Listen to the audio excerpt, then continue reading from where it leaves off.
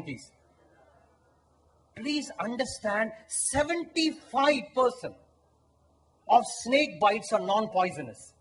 Nearly 75%, listen carefully, of snake bites are non-poisonous. But a non-poisonous snake bites you, 75% of the time people faint or some even die. Now how is it possible? Non-poisonous snake bites you. People die.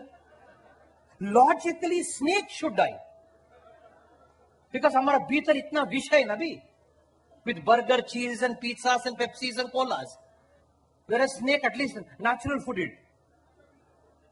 Alright, non-poisonous snake bites, he dies. What has killed him? Not the non-poisonous snake. It is that mind riddled with fear. Has killed. Please listen. When your mind is a victim of fear, that thought has killed you. Therefore, Krishna says, your mind can be an enemy. Your mind can be a bandhu. Please, friends, all these courageous people, they have not been a victim of fear. Udaram antaram karute atatasya bhayam bhavati. The Veda says, anyway, I'll not get into that. He says, please see, how does fear operate? Please understand, just say this to whatever extent you get it. If you don't get it also, no problem. Alright, just see, when you are going there, let us say you see an animal. Enough behavioral scientists have done this. You see an animal. I don't know whether they met dangerous animal. I have met dangerous animal. Alright, now when you meet an animal, behavioral scientists have said, let us say you meet a bear. Alright, you meet this. When you meet there, and when you look at that animal out of fear, listen very carefully. When you look out of fear and then run away out of fear, or even go towards out of fear, you are transferring the fear to the animal. Alright? You are transferring the fear to the animal. Alright? So when you look at something as with fear, please listen carefully. Alright? When you look with something as fear, fear is a movement of thought. Fear is a movement of thought. Thought is a movement of memory. Just please be with me for a few seconds. Fear is a movement of thought. Thought is a movement of memory. Memories of the past. Any memories of the past.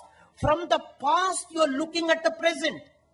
The animal is the present. When you look through thought, you're looking through memory, and you're looking through memory, you're looking through past, and from the past, you're looking at the present. Please understand that looking itself is a distorted looking. And therefore, what happened? You are not factually looking at the animal, you are reactively looking at the animal. You're not factually looking at the animal, you are reactively looking at the animal. Because you're looking through thought. Thought is nothing but memory. Memory is past. From the past, you're looking at the present. Now, there is another way of looking. There's another way. You see an animal, you don't look from thought. You look from your being. You look from your essence. In Sanskrit, we say, man se nahi dekh raha hai ji, atma sthiti se dekh raha hai. You're looking from a sense of your being. From your essence, when you look at from your being, intelligence will operate. When intelligence operates, you will see the animal is dangerous, but you will cognize the animal. You will not be caught up from the past looking. You will actually look at the animal, and there will be intelligence which will operate in looking at the animal. When intelligence act is different from your memory acting. When intelligence act, a different dimension starts flowing into a being there. And when that dimension flows up, in the Panchatantra, there's a very, very beautiful story. In Panchatantra, a dog strays into a forest. A leopard sees the dog. When the leopard sees the dog, the leopard goes towards the dog now. The dog knows now, oh, leopard is faster than me, can't do anything. So immediately the dog intelligence is so powerful, it looks to the side, sees some bones, and they turns in Panchatantra, turns and talks loudly. Hey, I've just eaten a leopard. I hope there's another leopard because my hunger is not gone. And he says so loudly. It seems the leopard coming stops and says, my God, this dog is eating leopards also. Dar gaya bhi, and goes back. When it goes back, the monkey was the enemy of the dog, becomes the friend of the leopard, and says, Buddhu, to the leopard, it is only a dog. It is bluffing you. It is only a dog. So the enemy of the dog becomes a friend of the leopard, and the leopard feels cheated and tells the monkey, oh, he has cheated me. You sit on my back. You sit on the back, I'll go towards, I'll eat in front of you on my back. So the monkey sits on the leopard, educated the leopard, goes towards the dog. Now dog sees, oh, my enemy has become a friend now. Educated, no chances now. So therefore the leopard turns and look at the intelligence operating. Immunity says loudly, the dog says loudly, hey, I sent my friend the monkey to get another leopard. Where is my friend, my monkey? Says loudly. Then immediately the leopard stops and says, my God, oh monkey, you're the friend of this dog and you've cheated me. The leopard stops and eats the monkey. Now in Panchatantra it says, it's a function of intelligence. There is a function of intelligence in us. There is a function of only a thought. Alright, when you operate only from a thought, it's memory is past, is one mode of operating. When you operate from your being, it is operating from intelligence. That's why Sant Kabir says, is ghat antar anahat garjai, isme utat puhar. Is ghat antar, in the spot called this body, anahat garjai. There is intelligence which is roaring. Isme utat puhar. And from that intelligence when you operate, please understand, a different energy opens up. In that energy, please understand, there is love, there is power, there is courage, there is vitality. And from that space when you do, kaschit dhiraha pratyagatma aikshati.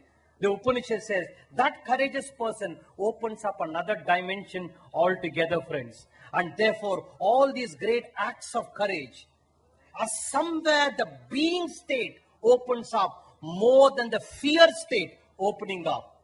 Right? Fear looks at things distorted. Whereas, please understand, intelligence will look at something dangerous. It will act, but it will not react.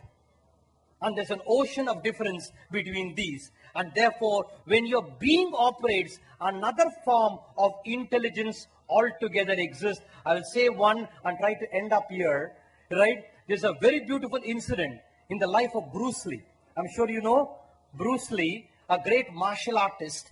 All right? And now I was reading the book on Bruce Lee there. So the one Mr. Joe goes to Bruce Lee at the age of 47, 48 and says, I want to learn martial art. And Bruce Lee says, I will teach you. All right? And as he's teaching, this 47, 48 years old man, his name is called Joe, he says, I think I have limitation. Please listen very carefully to the story. I have limitation. I don't think I can learn martial art at this age. Bruce Lee says, who doesn't have limitation? I said, what is your limitation? And this Joe says, when I have to kick on the face. My leg is not going because age is against me. And Bruce Lee says, if your leg kick cannot go on the face, hit at the chest is a broader target. And thus inspires him. Again, Mr. Joe comes next day and says, I have limitation. And Bruce Lee says, who doesn't have limitation? And Bruce Lee makes a beautiful statement, which I want to say here to you. He says, who doesn't have limitation?